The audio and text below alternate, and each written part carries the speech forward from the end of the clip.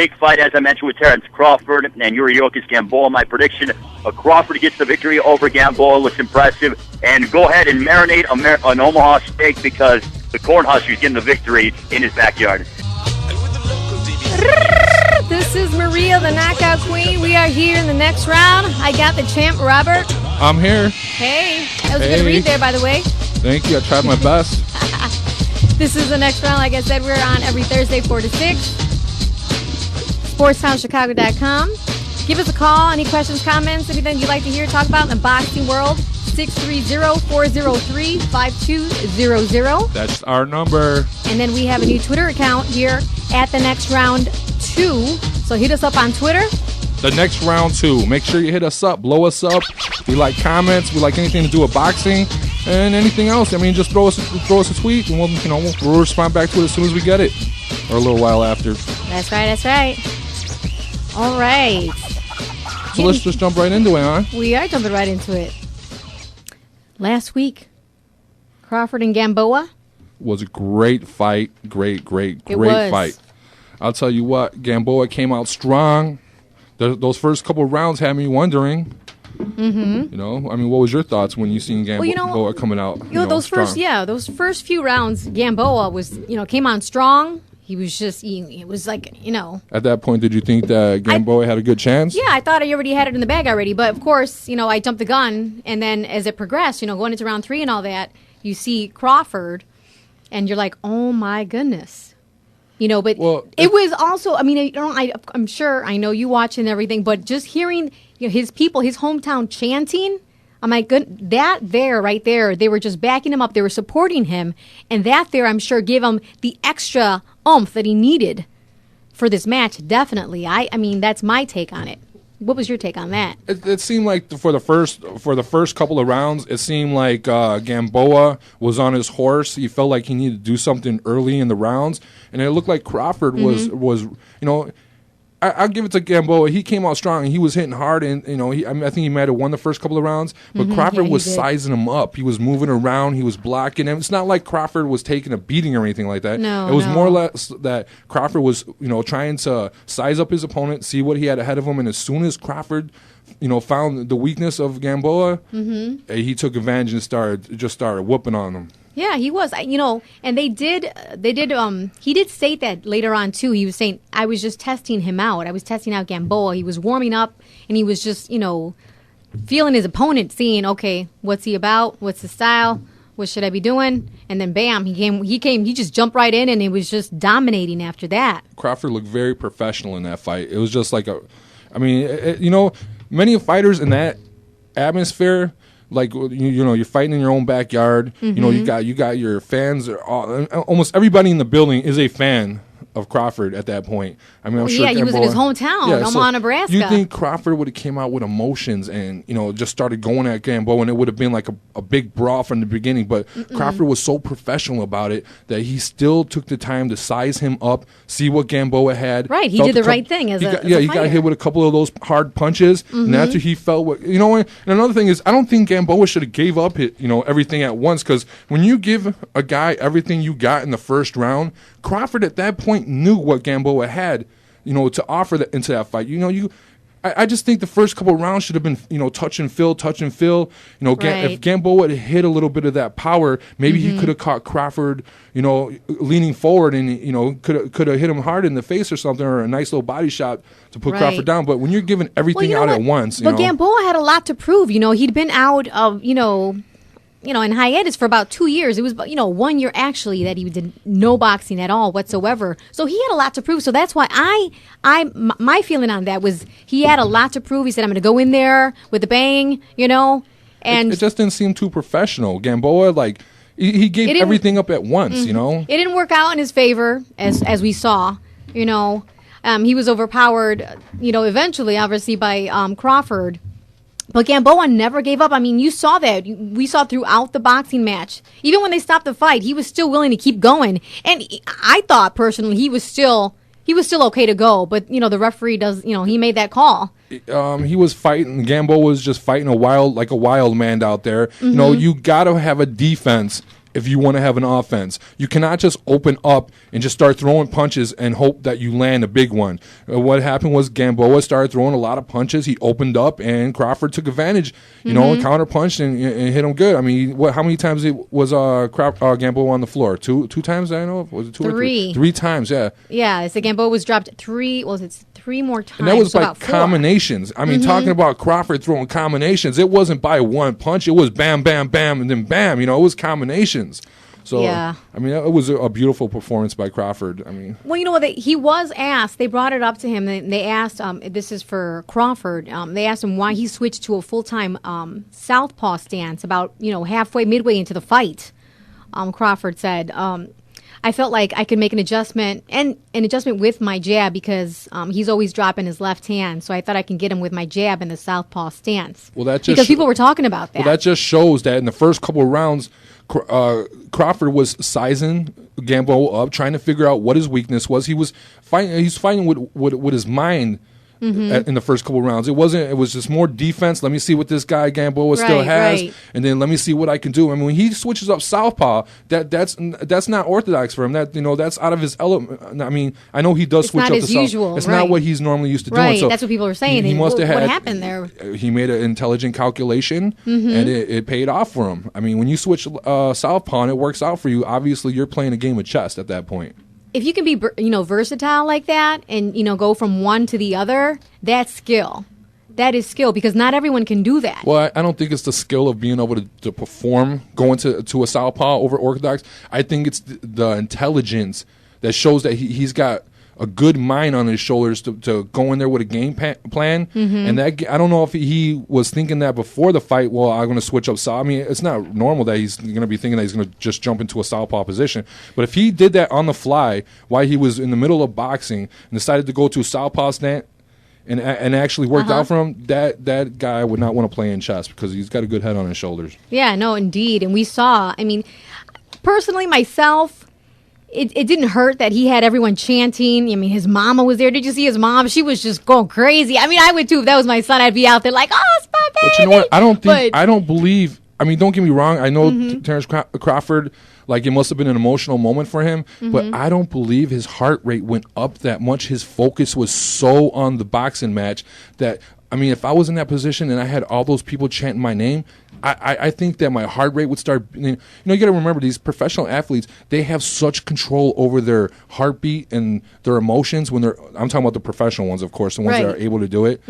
That's how they perform on such a high level. And I think that one thing Crawford does have is he's able to control himself. He does not get emotional because imagine if you were in a ring and you have all these people chanting your name, and then you got a guy like Gamboa trying to run towards you and try to make it into a brawling match. I mean, just the thing of Crawford being able to back up, play some defense, and try to come up with a game plan. I mean, it was just amazing. My heart rate would have been through the roof, but I don't believe that Crawford's was. I think that he was able to keep his composure and wow, what a great match! I mean, it was amazing. It was a great match. It was amazing.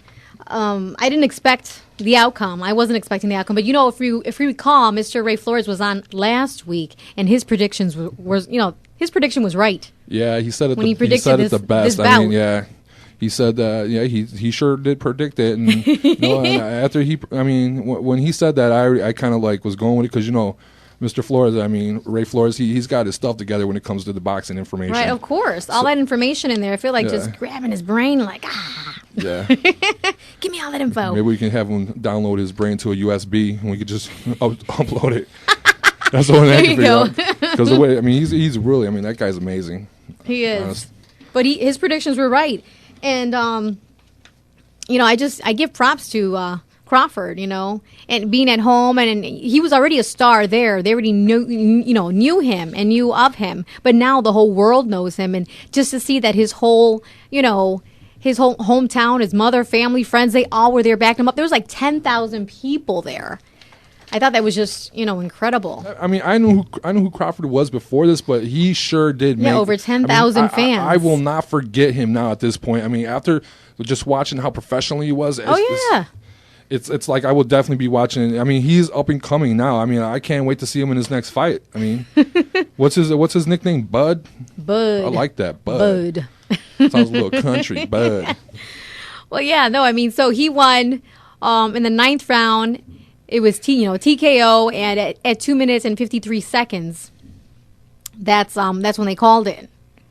So I was like, wow. I was really, really, shocked. And I think a lot of people were shocked. Well, Gamboa could have probably got up and kept going for a little while. And I think that the layoff that he had for, what was it, a year, you said?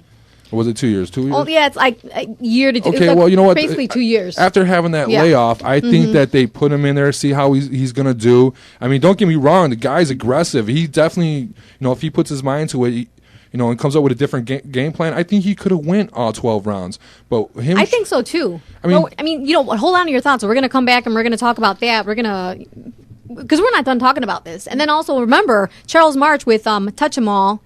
He's got his show over here in Sports on Chicago. He's going to be coming on the show and talking about his thoughts about Mayweather and about this bout all also. The stuff that's going on. Yeah, so he's going to come out about 4:40. So make sure to get a tune in and stay tuned with that. Charles, another very brainiac. Informal.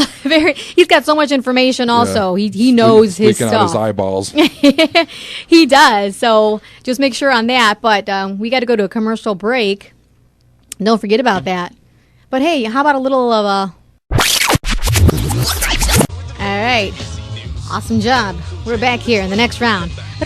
The knockout queen, Marty, and the champ, Robert. There you go. You had it. You got it there. Now, remember, at 4:40, we're going to have Charles March here from Touch 'Em All here on SportsTownChicago.com. You want to tune into that, and he's going to give us his information and what he feels on that Crawford versus Gamboa fight bout. Can't wait, Charles. I can't wait. Yeah. But right now, we're just going to give you some information here as far as we're going to go over the. Where are we going over, Miss Marie? What you want to start? I want to see if you knew what I was talking about. You want to finish up on last week's fight against Crawford? We're going to go over we're going to go over the title holders. We're going to go on who's got what title right now. All right, that sounds interesting. And then make sure, of course, at 4:40, Charles March. You want to tune into that? Yes, and see, you do. Get his opinion and what his thoughts are. Another information machine. That's right. You got that right. Charles don't come in with a bunch of papers. He comes in with his brain. He don't play. No. He goes right to it. All right. So you want to tell us who holds what? Yeah. So right now, the current WBO world title holders go as the following. And we're going to start with the mini flyweight Francisco Rodriguez Jr. What was that, like the buck tens? Okay, well, keep going. Yeah, junior flyweight here. Let's see here. Is 105. 105 pounds. Okay. Mm-hmm. Mini flyweight. I could probably take most of those. Keep going. Junior flyweight. No, I'm just kidding. They're professional for the boxers. WBO is at 108, so it just goes up 3 pounds. Well, isn't that amazing how 3 pounds goes up to a different weight class? Mm-hmm. I know, isn't it? It is. It's just a few pounds, and dude, you're already in the next class up there. I could never make weight at all because I'm constantly going up 10 pounds, down 10 pounds, up 15. There's no way. I don't know how these guys do it. They're amazing. They are. Okay, so the flyweight. The flyweights here, we got Juan Francisco Estrada. All right. And junior bantamweight is Omar Narvaez. Okay. And then he's held that since May 2010. Yeah. Wow, it's been a while. He's been holding it for 4 years. Nobody wants to get in there with him, huh? All right. You know, and bantamweight is Tomoki Kameda. I give that a try. Kameda. There you go, Kameda. Junior featherweight is Guillermo Ringondo. There you go. Featherweight Vasyl Lomachenko. Junior lightweight Mikey Garcia. Lightweight Terrence Crawford, of course, our new hero from last week. Yeah. Junior welterweight Chris Algieri. There we go. Another new face hold on a there. second. Those two guys can actually, but they're two Americans, but they can actually fight each other if they wanted to, because it's only what's the lightweight and the junior lightweight or weatherweight? What's the difference between those weights? The lightweight, let's see here. Take your time, I know. Lightweight is 135. Okay. And the junior lightweight is 130, so just 5 pounds. Yeah, so they can actually go at it if you want. What would that fight be like? Because Chris Algieri, he doesn't go down. No, you seen how his eye was busted. Right, And right. He can fight blind like a ninja if he had to. If he had to. But I don't know, Terrence Crawford. That would be a good, those two together in a ring. Yeah, but you know what? I don't know. One of them just has to go up, or one of them has to go down 5 pounds. I That's don't all know- it is. I don't know if I'd want to see that fighter. I mean, don't get me wrong. It'd be You don't know if you'd want to see that It'd be a great fight, but Dude, what's wrong with you? right now, the way I think about boxing is I want to get as many good American boxers on top because, I mean, look, you can see, I mean, look, I'm looking at the list and I see 1, 2, 3, 4, 5 that hold titles, but you know, we have to have some good guys to fight other countries, and that's just my opinion, of course. I mean, Yeah. Well, you know what? We're going to have to finish that up when we come back in our next segment. This is the Mighty, the Knockout Queen. We are here in the next round. I got the champ, RobertJCMercado. There you go. You can try. You're listening to SportsOnChicago.com here in the next round. Remember, any comments, questions, whatever you want to talk about in the boxing world, give us a call. We want to hear what you want to talk about. 630-403-5200. Make sure to hit us up on Twitter at the next round 2. Lo, what's up? That's right. Any comments you got, any tweets, please put it out there. We will make sure to respond. We want you to respond. So, especially on the boxing matches when they're going on, we want to hear everything that you have to say. Right? Yeah, we do. We want to hear everything. I mean, let's have a conversation on Twitter as the boxing matches are going on. I mean, we appreciate right. it. We enjoy Tweet, it. So tweet. it's something that we enjoy doing. So we want to be a part of the community when it comes to boxing. So Tweet. That's right. Tweet us away. up. Tweet it up, man. Hit us up on Facebook. Check out our Facebook page as well. That's right. You find lots of pictures of the Knockout Queen. In the next round, do whatever, man. They'll know you. AKA the Selfie Queen. So, yes, please like our Facebook page if you haven't already done so at the next round. Please. There you go. So, Twitter at the next round 2, Facebook, the next round. Please make sure to tune in and like it. Ooh. All right. And we got to actually talk to Charles March into coming back here, staying here. I was like, please, Charles, come on. We got to talk more. There's so much more to talk about. Don't leave us. So, he agreed to do a little bit more here with us. So thank you so much, Charles. We appreciate it.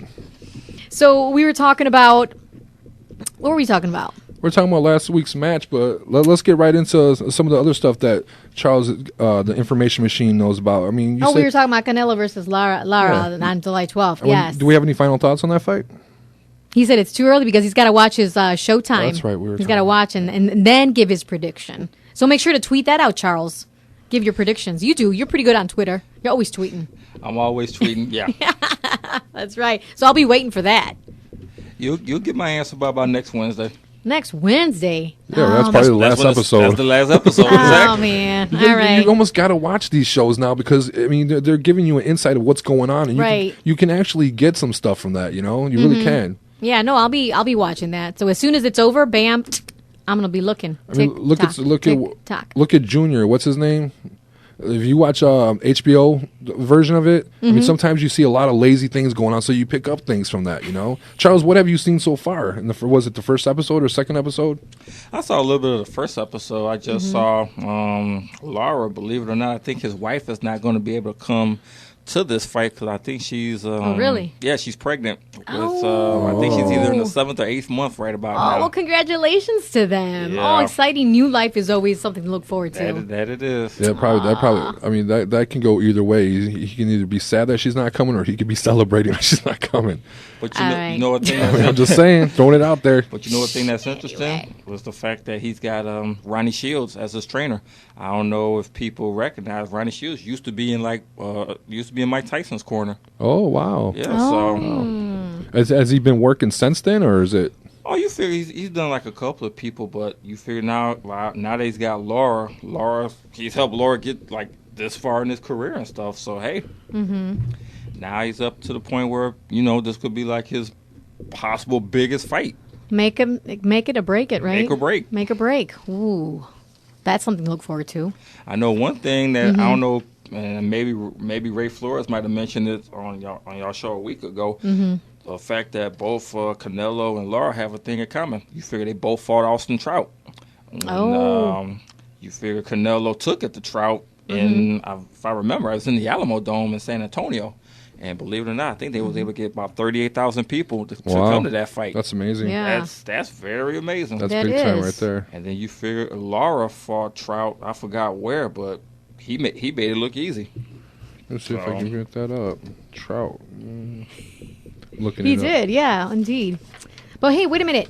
Let's just change the topic. Sorry, we were talking about because I know we mentioned earlier that we wanted to talk about Mayweather and who his opponent will be. I know it's all over right now, but there is no final decision yet. But it's supposedly Mayweather against Maidana, but they're going to be making their decision in the next few days. So by Monday, they should be making that decision, final decision. I'll say this: whoever was the judge that called it a draw of 114, I hope they're not judging this one.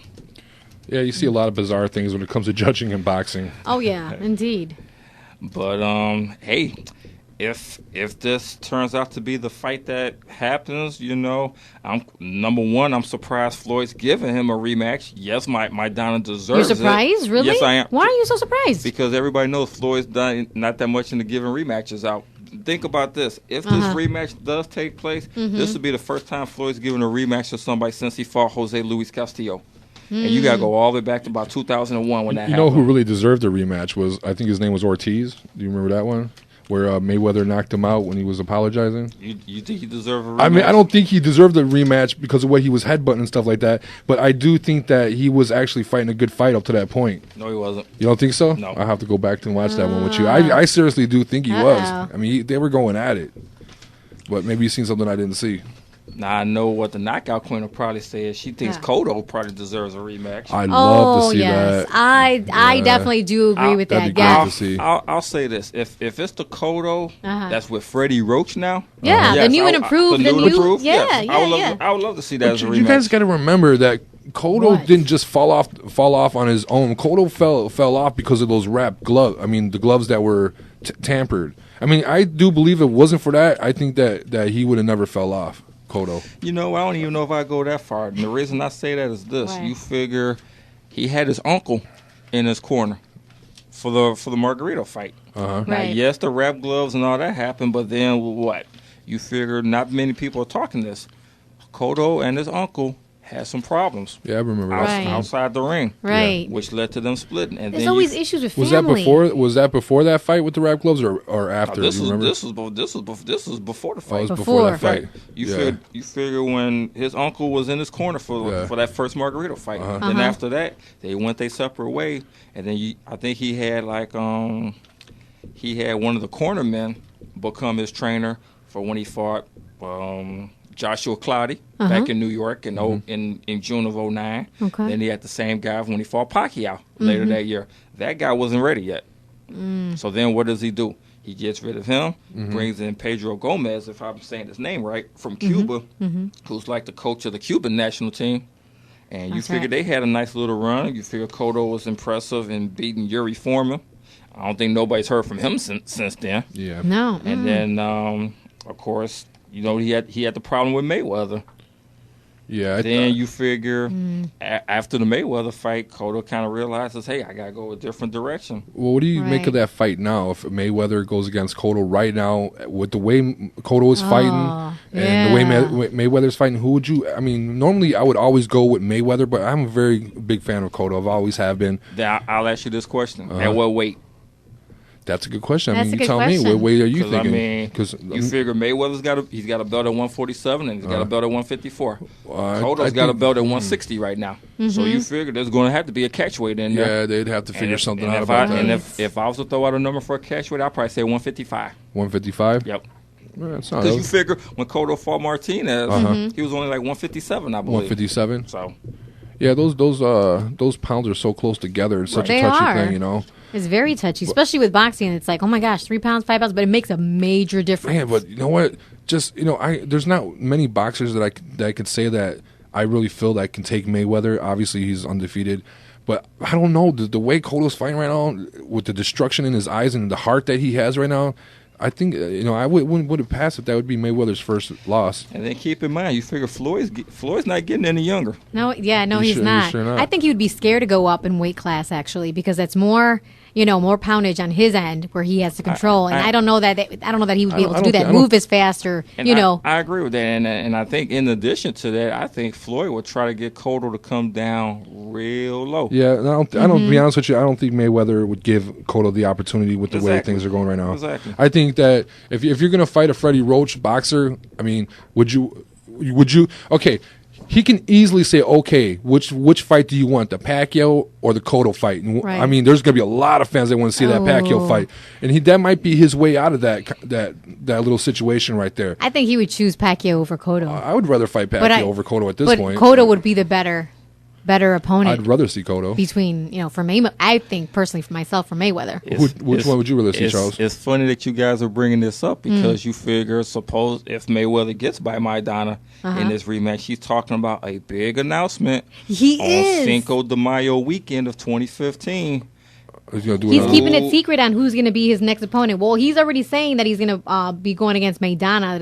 It's likely. But he's saying after that, he goes, I have a big surprise. Right? I can't wait to hear about that. And to me, you figure big surprise. That could now this is just Charles March's opinion. That can only be one person. It got to be Pacquiao. It has to be Pacquiao. It has to be. Yeah, it's got to be. Because everybody knows, you figure, okay, when Mayweather and Canelo fought last year, yes, that did 2.3, million pay-per-view buys and stuff. Right. Yes, it made X amount of dollars at the gate and with pay-per-view sales and stuff. But the one fight that people would love to see, and I think all of us, Ray Flores, any boxing fan, even though both these guys are past their prime, right? I think people still would love to see that fight. I know I would. I would love to see it. Would. I put a thing out there on Facebook the other day saying, hey, if that fight happened, you better believe I'll make a reservation and go out to Vegas and try to soak in all that atmosphere. Yeah, because it's going to be amazing. But you know what? If that fight does happen, you say that they're obviously not at their prime right now, but they will be fighting like they're at their prime off pure emotion. Because either one of them want to take a loss. I mean, we know Pacquiao already got the loss, and we know that. And I don't even think Pacquiao should have lost that match when he first had that first. Bradley. Yeah, it was close, but Bradley's a warrior, so. But no matter this is not going to be wins or losses. That's all down the drain. With Mayweather, it's all about money. So what is going to pay more for the pay per view? I don't think this fight is about money. It is because Mayweather doesn't care about money. You sure about that? No, they don't call him money man for nothing. They don't call him money for nothing. Come on, it's all about the money. I seriously think the last 3 or 4 fights that Mayweather does is not going to be about the money. It's going to be about the point. Okay, I'm gonna throw a little stat out here for both of you guys. Everybody knows he's got this 6-fight deal with Showtime, right? Right. Now, real quick, because we got a minute left before we go to commercial break. I'll make it quick. Thank you, Charles. You figure of all the fights that he's had so far, only the Canelo fight has done exceptionally well as far as pay-per-view buys. He fought Guerrero, didn't even make a mil, only about 800,000. Wow. He just fought Maidana this first time. That was only about 850,000. Right. So, do people think for the rematch it's going to be 1 million buys? I don't think so. Well, you know what? That just proves more that it's not about the money of Mayweather. Because if it was about the money, he'd be going for a Cotto. He'd be going for a Pacquiao. The one that generated the most money was with Canelo. But keep this in mind, though, and he made 41.5 for Canelo, guaranteed. And then you figure he got his little extra amount, from the pay-per-view buys and stuff.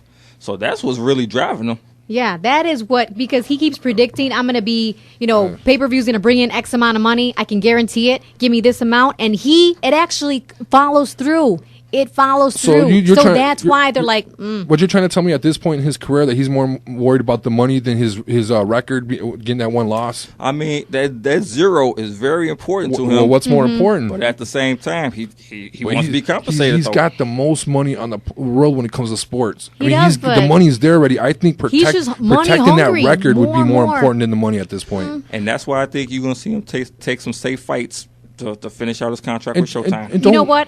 That is actually really good. I'm so glad you pointed that out, Charles. That is true. And don't forget, after he does retire, he doesn't even have no endorsements from anybody. He can always pick up endorsements from all these companies if he really wanted to. I mean, there's more money to be made after boxing for Mayweather if he decides to go that route. Well, you figure he's going to go into promotions afterwards. That'd be the best. Yeah, I'm surprised he's not doing it already, to be honest. I know he had that thing with 50 Cent, but I guess him and 50 Cent got into it. I'd love to have been in that room when that happened. Right. Oh my goodness. So we're going to be going into commercial break. You're tuning in here to the next round. This is a knockout queen, Marty, and the champ, Robert. Thank you so much, Charles. I mean, if I can talk you into saying again maybe a little bit longer, I don't know. Not this time. Looks like he's leaning towards the door already. Dude, thank you so much. Thanks, Charles. Hey, thanks for having me. Always having so much fun here with you. Thank you so much. Maybe you'll join us next week. You let me know your schedule, sir. I will do so. All right. Thanks for having me. Thank bro. you. You tune in into the next round. And with the local DBC news, LL Cool J with a triumphant comeback. We are back here in the next round. This is the knockout queen, Marty, and the champ, Robert. I'm here. Hey. I'm ready. Oh my goodness. Talking boxing. I wanted to keep Charles March in here though. I couldn't talk him into staying. I love Charles. Charles is awesome. He's an awesome dude. Yes. Want to make sure to tune in on Mondays, he said, to their show, Touch 'Em All. And that's from 12 to 2? He 12 said, to right? 2, yeah. 12 to 2, that's right. It's sportsonchicago.com. You're listening here to the next round, the knockout queen here, sportsonchicago.com. Give us any your thoughts, questions, or anything. Call us up, 630-403-5200.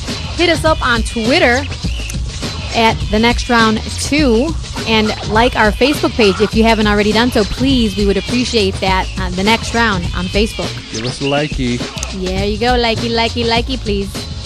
Now, we were talking with Charles March as far as Mayweather and all that's going on in the Mayweather world. I just have to say that for Money Man, Mr. Moneyman. Yeah, we were having an interesting discussion during the commercial break.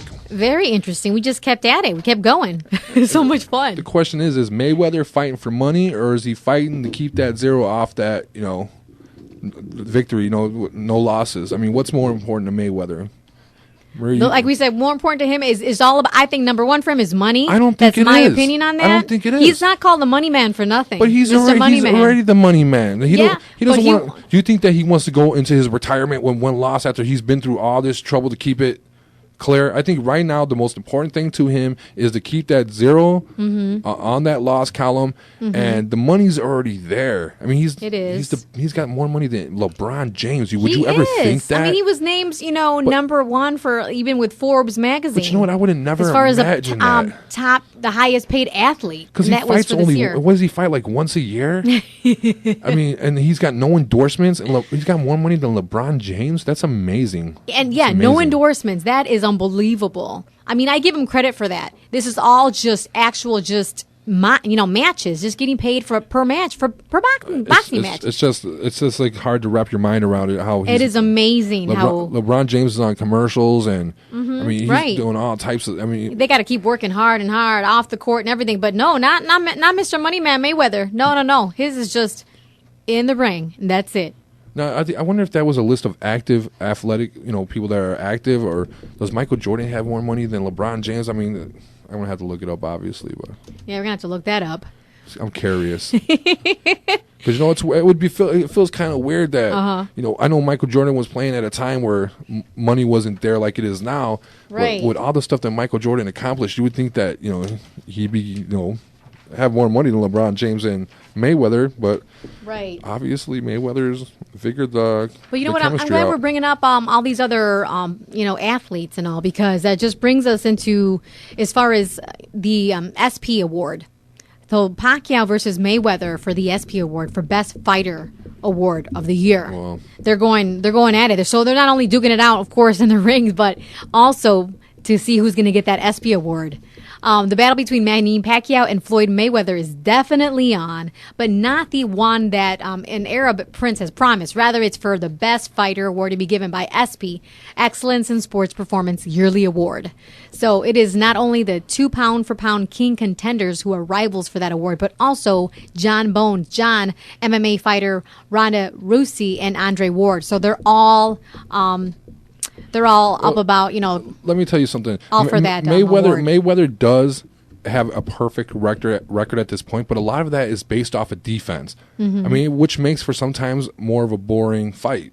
Now Pacquiao, when he's in there, it's stick and move, throwing all these hooks. I mean, it's a crazy fight. Stick and move. Well, I'm telling you, Pacquiao's he's all over the place in there. He's looking to fight like a war. Mayweather's got a great defense. He does. I mean, I agree with you there.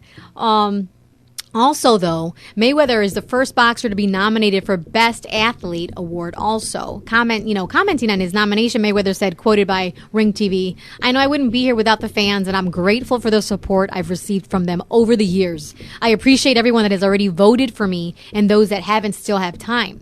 So he's telling them, hey, you still got time. Come on, you can vote for me. Now, Mayweather Promotions CEO Leonard Ellerby said that Floyd is at an incredible place in his career from both performance and recognition views. And he is. And being bestowed the Male Athlete Award would be another indicator of the unbeaten American boxer's stardom. So the two nominations came right after Forbes named Mayweather in mid-June as the highest paid athlete in the world. We were talking about that, remember? Mm-hmm. His earning $105 million in just 2 fights. Wow. Just 2 fights. That's incredible. My gosh, I can't even fathom that. That's just crazy. $105 million for 2 fights, and you think that the last 3 fights of his career are about money. Mm-hmm. I think Mayweather's money man. I think he's thinking about. There you go. Cha-ching. He's making calculations and he's closing doors. I think he will eventually fight Pacquiao because he doesn't want that door to be open to be talked to for the rest of his life. Well, I wonder what would have happened if he would have, fought Pacquiao. I don't think that's something Mayweather wants on his mind, but and then again, he may not really give a crap what people says because that's his personality. Yeah, I mean we've all seen it. The whole world has seen it. We see his personality. We know who he is. We could try to pick Mayweather's mind all day. Unless you're in it, you don't know what's going on. But like we were talking about too, besides Mayweather, his anticipated dream match with Pacquiao, boxing fans are waiting who Mayweather will pick as his opponent for his September 13th fight in Las Vegas, Nevada, with British boxer Andre Khan and American boxer Miguel Cotto as his likely opponents. But we just talked about this. It's already in the talking, in the making, that it's going to be Maidana. It's not set in record yet. But that's likely going to happen. I'd rather see Cotto, to be honest with you. I mean, back to back, we're going to see this back to back. Mm-hmm. I mean, it's just not, to me, you're saying it's about the money. If it was about the money, it would be a Pacquiao fight or a Cotto fight. Yeah. We've just got them. I want to see the Cotto. That would be a really, really good. If there's 3 fights left that we have out of Mayweather and he's bye-bye for the rest of, my life, I don't want a rematch. I want to see. I would like to see a rematch with Cotto because he's got the new career that he's got going with Freddie Roach is amazing. And you know what? It would make sense. It would make sense because those are 2 Mr. Roach's fighters that he would love to defeat. That would also make his uncle one of the best cornermen ever. You're taking out 2 of Roach's fighters at one time. 2, I know that's. I mean, you would take out Pacquiao and you would take out Cotto. Usually, that's not something that's that you hear about that's likely. But you this hear is a lot about Freddie Roach's. Freddie Roach being one of the best cornermen in the world, but you don't hear too much about Mayweather. No, you got to understand Mayweather's uncle, and through all the drama, all the fighting between his father and everything has kept that man going. The relationship has been like glue. I mean, we've got to give Mayweather's coach. I'm assuming Mr. Mayweather is what we'll call Money Man, his corner Cha-ching. man. Yeah, but I mean, don't you think that Mayweather might want to take out two of Freddie Roach's fighters? Again? Yeah, of course he would. Of course. But which one? That's the big question. Cotto, Pacquiao. People want to see. I think people want to see the Pacquiao thing. What about 3 of them? The Russian Rocky? Provodnikov, Cotto, I don't or Pacquiao. I don't know if the weight's possible or not, but man, that's 3 of Freddie Roach's fighters down. That would be amazing. Yeah, well, let me get more of your thoughts on that when we come back. We got to go to a sports update, though. But make sure we're going to come back to that, and we're going to tease a little bit about as far as the SP Award and all that. So here, tune into the next round here, the Knockout Queen and the champ here at SportsOnChicago.com.